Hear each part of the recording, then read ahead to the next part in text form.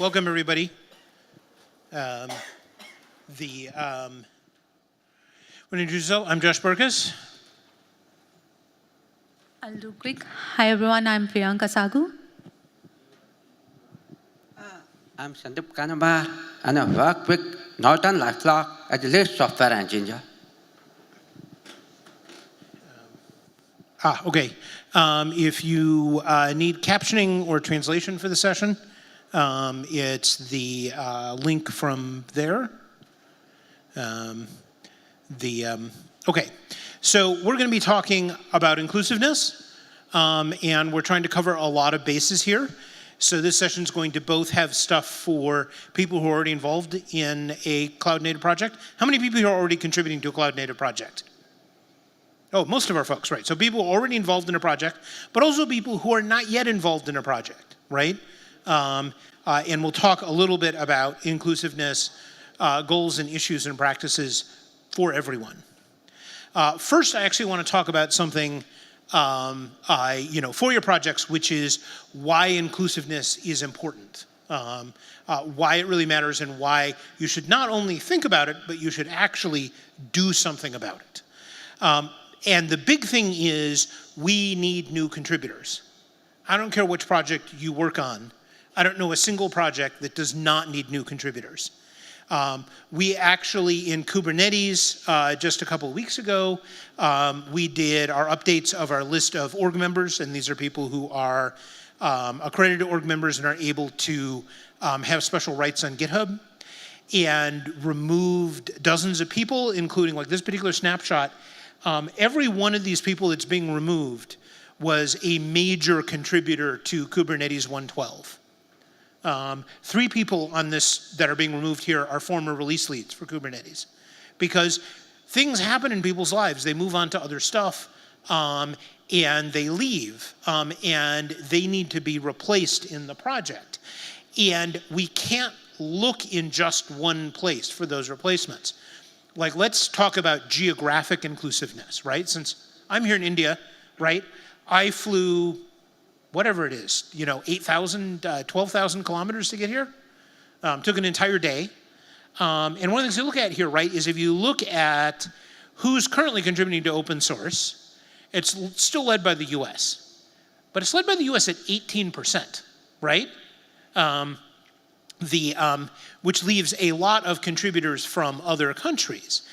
And if you look at the people who are just starting to get involved, the new contributors, according to GitHub's data, guess what country dominates that?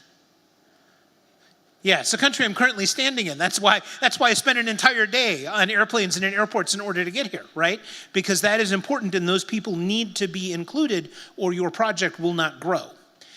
Also, when you start to implement inclusiveness practices and policies, it doesn't matter who you target, whether you're targeting geographic inclusiveness or ability or gender or anything else. It turns out the things that you implement benefit everyone, right?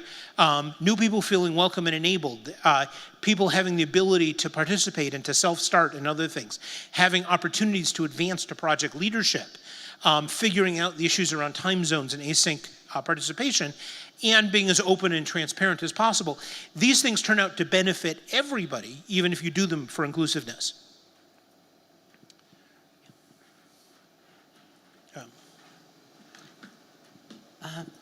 So when we think about inclusion, the first thing that comes to our mind is generally about the gender diversity or about people with disabilities.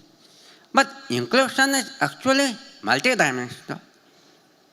Inclusion can also be about time zones. Like, how many of you work with people who are from Australia or New Zealand? Inclusion can also be about language, that not everyone will be comfortable presenting or speaking in English. Inclusion can also be about culture. Like in some cultures, we are told not to speak unless asked. But in some cultures, you are actually encouraged to be assertive from the start. And inclusion can also be about internet. Yes, internet. Like if you have ever interacted with or work with people from Africa, you will see that many times in the meetings they have to switch on the video because the internet is still embedded in so many geographies. What we take for granted could actually be a luxury for someone else. So inclusion is very multidimensional. And I'm a person with a hearing impairment, and I rely entirely on lip reading and captioning. So when Josh was speaking and you saw me on the phone, I wasn't checking the company emails or anything. I was just reading the captions on my phone. So inclusion isn't actually about where we try to fit people into the existing space. Inclusion is where we build inclusive spaces so all sorts of people can fit into the space. I want to touch base on one of the specific area that is very close to me, time zone struggle. If I talk about the Kubernetes project, because that's where I mostly contribute, we may say that we are a global project, but if you only look at our calendar of the Kubernetes project, you would figure out that it's a single region project. And how did I figure out? I looked at our Kubernetes community calendar, the link is at the bottom. I captured some data from that. And about 80 unique meetings I found out, and out of them, 75 are aligning some time zone that either aligns with like working hours in North America, or it has a good overlap with US late afternoon or EU early morning, or it might be falling within standing working hours for many European and Western African regions. So 75 out of 80 meetings are falling in those time zones.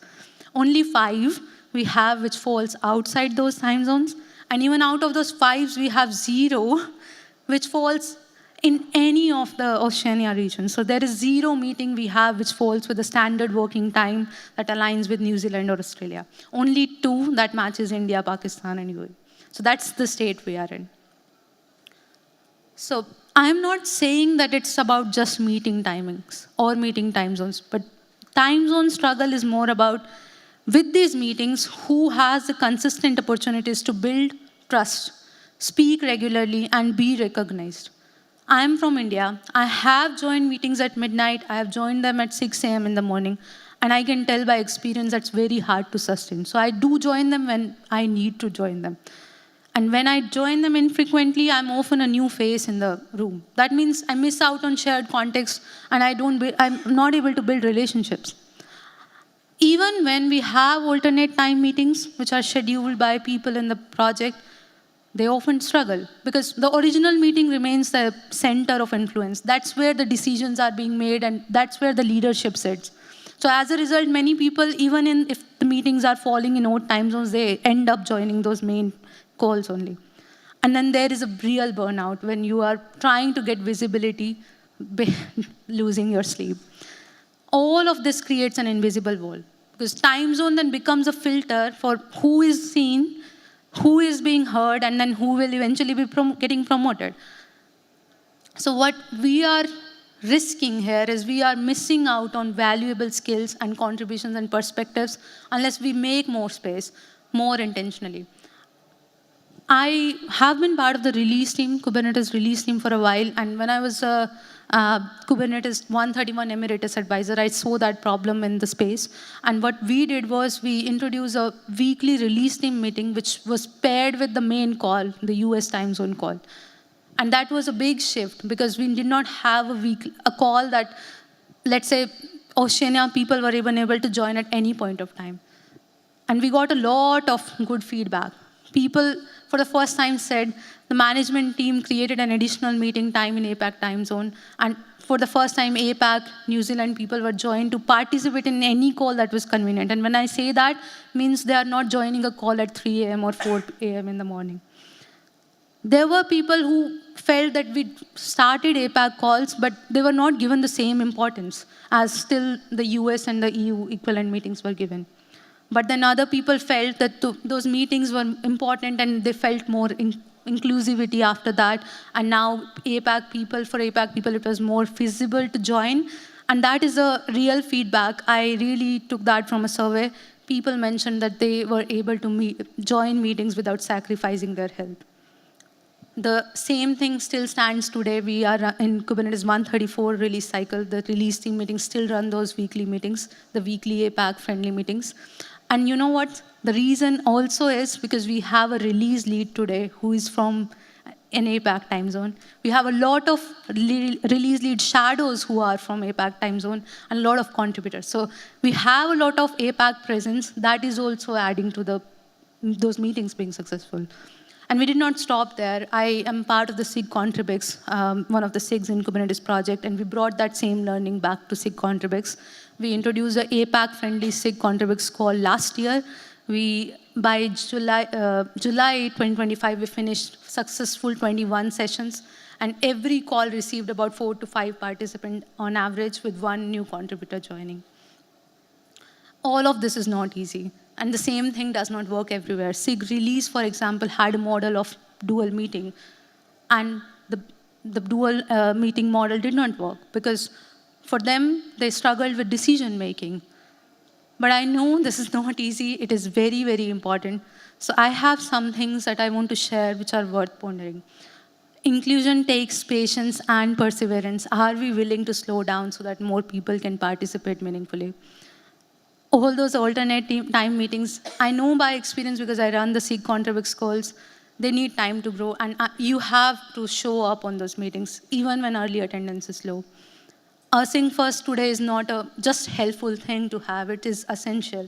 And Sriram talked about that in SIG Contribex. We have, because of Josh, we have one very successful project, LWKD, which is entirely async, which I learned just today from that session. Time zone rotation isn't just enough. It only will work if we also move decision-making and momentum across those calls. So we need to divide decision-making also across those calls. That's how the meetings will work. Mentorship and collaboration. We need to also do mentorship and collaboration opportunities across time zones so that we not only just run meetings, we also spread the context and opportunity. And Josh is going to talk more about that in his session, in his part. And finally, presence matters. I know that when a senior contributor in any SIG joins a meeting, it becomes a meeting that counts. So I'm not saying that the people, like let's say we are a project which is very high in US contributors or year contributors. I'm not going to say they should join every single time zone. Everybody is human, it's not possible. Solution is, are we really seriously thinking and investing actively about growing leadership across those regions? Because inclusion isn't finished until leadership is also shared. And Sandeep has also an anecdote to share. So as Priyanka said about the time zone, I just thought it was a good opportunity to share my own personal experience with the time zone struggle. So open source is like an ocean. And when you are just starting, you are kind of lost. I was very much lost. I did not know where to begin. So my good friend Madhav Jivrajani, who is also a SIG Contribex tech lead along with Priyanka, he asked me to join the COM sub-project of SIG Contribex.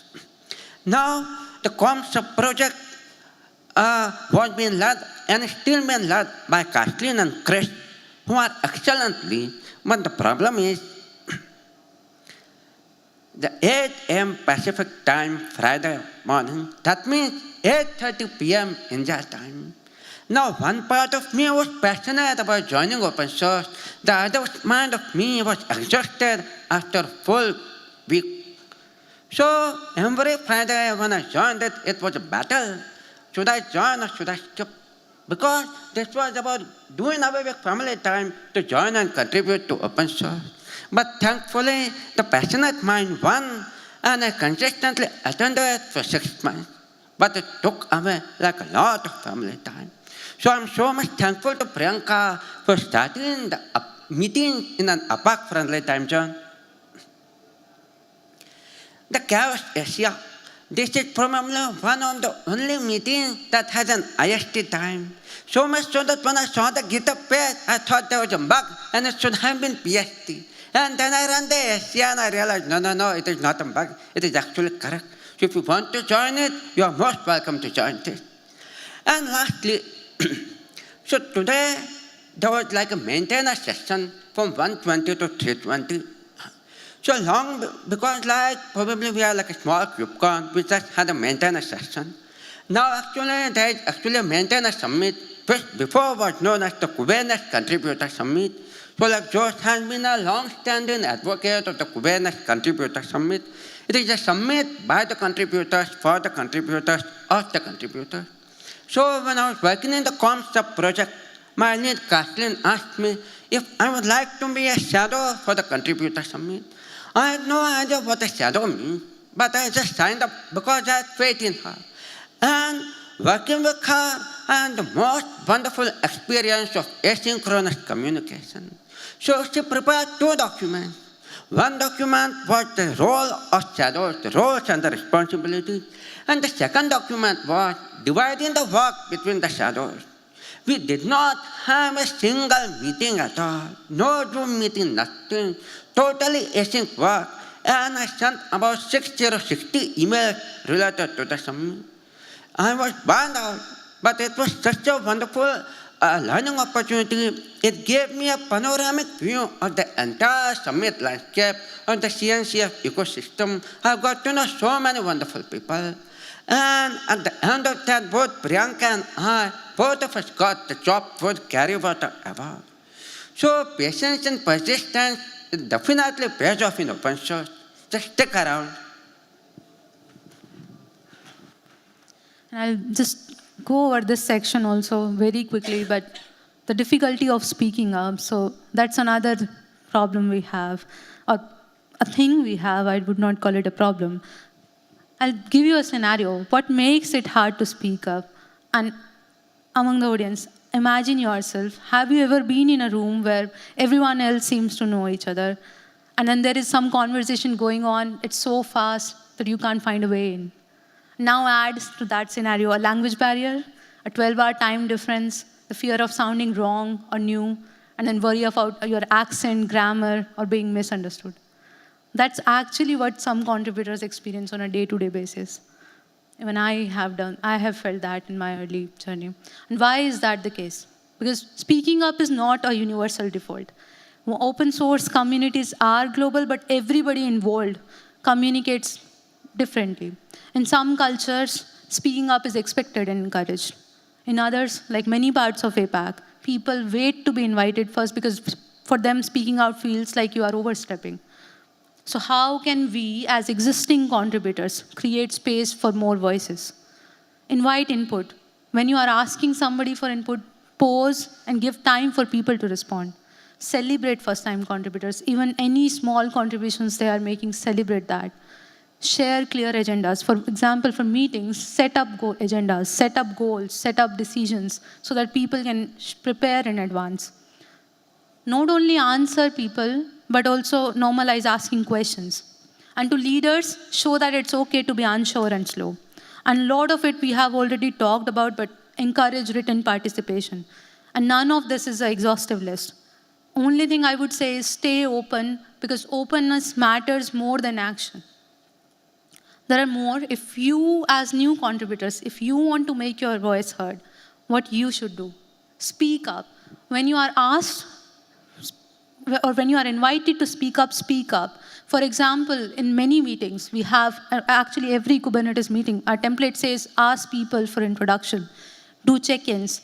There are a lot of opportunities where we ask for feedbacks. That is your cue to join in. Speak up. Silence or no reply usually is taken or misread as everything is good, everyone is in agreement. That's mostly not the case. So a brief response can give people a real signal. And I'll leave that to rest for the handout notes, but this is another example where SIG release was suffering with that double model, but they did ask for a new meeting time voting schedule. People should speak up on those meeting schedule if they have problems, because if we do not vote, how are we going to make our voices heard? Yeah.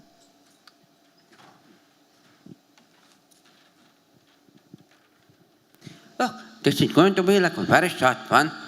So, I had a friend in the US who introduced me to open source, and she was a part of a tag contributor strategy which Josh was also leading. And so I showed up at my very first open source meeting, and unfortunately, my friend wasn't there. I did not know anyone. So I was very nervous. And then Josh just asked me one question. Are the captions working? That's all that he asked me. And that one question made me feel so much included and belong, that no, there is somebody who really cares about me, whether there is accessibility in place or not. And since then, I've attended almost every tax-yes meeting. And anybody who has worked with Priyanka, she leads the SIG Contribex meeting. And the most outstanding thing about her is that whether it is a first-time contributor or whether you attended your 50th meeting, she will always make you feel welcome and belong. So there are so many ways you can actually practice inclusion by making people feel heard and feel belong. Thank you. I think this next bit of mine. So let's talk a little bit about project leadership, because we talked about promotion and stuff there. And one of the things that you'll find if you look across CNCF projects is that most project leadership is currently in North America or Western Europe. Projects default to picking new leaders from there because of individual visibility and time zones, honestly, because those are the people who they talk to. We can change that with more global maintainers. Because, for example, the first time that a project recruits a maintainer from India, they have to think about when are we holding our meetings, which things can we do async instead of requiring them to happen in a synchronous meeting. And that opens the door to more leaders from other regions. The other thing that's important is that projects should have a written contributor ladder that explain how you advance within the project. Because a written contributor ladder allows everyone to see how they can advance. Both the individual contributor who wants to advance can see what do I need to do next to get to the next level, and it gives whoever's currently project leadership criteria to evaluate what people are doing to know if they're ready. If you are working on a project, let the current project leads know that you're interested in advancing. If you're working on a project that does not have a contributor ladder, suggest that they should. And the CNCF actually has a template within the project template repo for creating a contributor ladder. Ideally, a contributor ladder should reference project metrics so that a question of like how much is actually answered in numbers. Now, it can still be hard to advance up the contributor ladder. So one of the ways to advance is through mentorship. And across the CNCF, we have multiple mentorship programs. These boost useful contributors. It helps make the candidates more visible because people know they're doing the mentorship program. And it helps make time available from the senior contributors and for the individual candidates who may need time from work in order to participate. One of those programs is the new contributor orientation, which we mentioned before. That happens once a month on the third Tuesday. It has 2 sessions in opposite sides of the clock so that people can participate across the world. I'll be hosting one of them, possibly both of them, depending on timing, on September 16th. There actually is one in August, but that's next week, so I didn't actually want to promote it right away.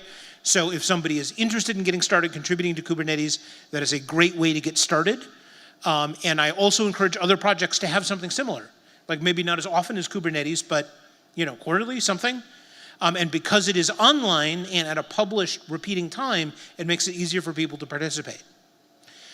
For people who want to get in deep, there are various paid member internship programs, one of which is LFX, which is funded by the Linux Foundation, and we have a contingent that's run by the CNCF.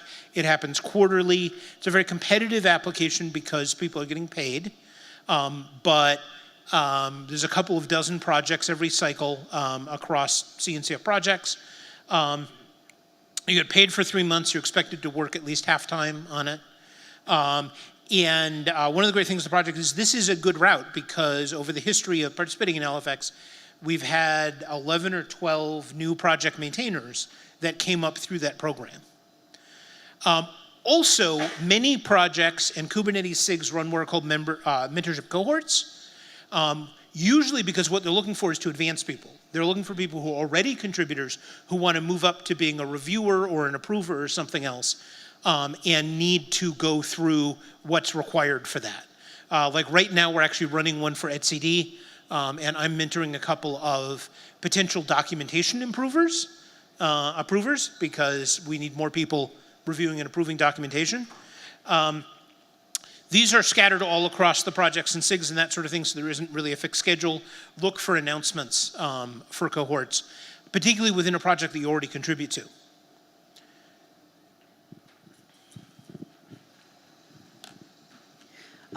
So these are all the various diversity groups that are operating under CNCF, and the march forward is like a new initiative.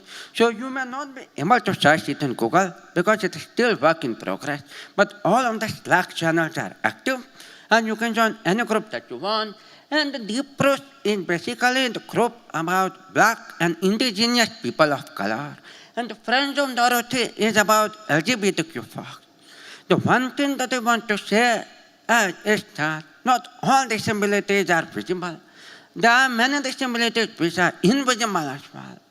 So it is up to us to make sure that the meetings, the communities we are building are truly welcoming, inclusive of all kinds of people whose disabilities may or may not be visible. And summing up, you see, equality is giving everyone the same bicycle, and equity is making sure everyone can ride. Thank you. Thanks, everybody. Okay, so thanks, everybody. There were a lot of resources mentioned there. We have a whole slide full of links for you. So there is a link to this deck, so that you can actually pick up links for any of the things that we mentioned that you particularly care about or want to access. I don't know if we have any time for questions. No, we are at the end of our time slot, so if you have questions, talk to us afterwards or out in the lobby. Thanks. Link. Yeah. No, you get links to the deck. You get links to the deck because there's too many links to copy with your phone. Yeah, thanks. Thanks, everyone.